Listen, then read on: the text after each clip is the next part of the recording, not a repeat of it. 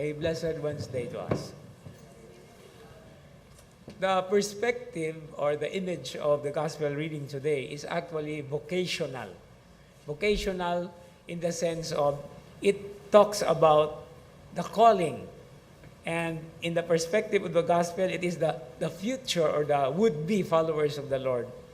But all these images here, there are three of them, can only be classified into two.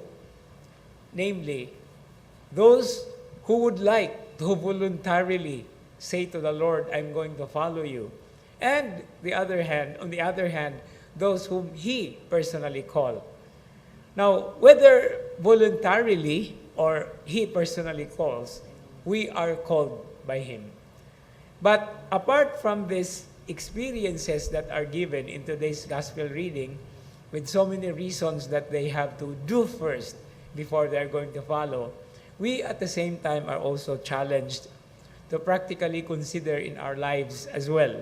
Because whether we like it or not, priests or sisters or whatever it is, we are always called to follow the will of the Lord.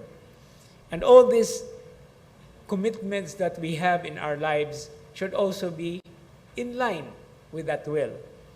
But one thing for sure is always very important, that all these things begin with the little things that we can. Dili ni siya ingon nga, dinagko dayo, no? Everything begins with what is called a little step. And here we can put into context now the very example of our dear Saint Therese, Saint Therese of Lisieux, the so-called the little way, the little flower of Jesus. And this is where we are always constantly reminded that even in the context of what we want to happen in our lives, even in extending help to so many things or making our dreams come true, little things always have a particular importance. And it is in these little things that we have to get in touch with the bottom line of it. And according to Saint Therese, it is love. Niingon si Saint Therese sa iyang sulat, sa iyang autobiography, I would like to serve you, Lord, but I cannot be an apostle. I cannot be, anything. And then she was so disturbed because with all the readings that she had, especially from Saint Paul, wag gid siya nakita nga mahaum siya kay babae gud siya nya napod siya sa monasteryo. And then finally she realized upon reading more that it is the love that God has for all of us, that where she can be really somebody, if not just something, she can contribute. And this is what she prayed. I would like to be your love for the people.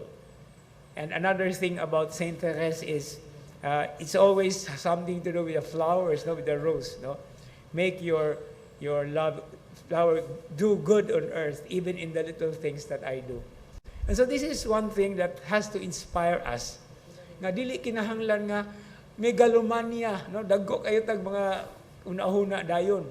Because all the big things always begin with what is little, what is simple, and what is ordinary. And it is up for us to make these little things now make themselves really significant.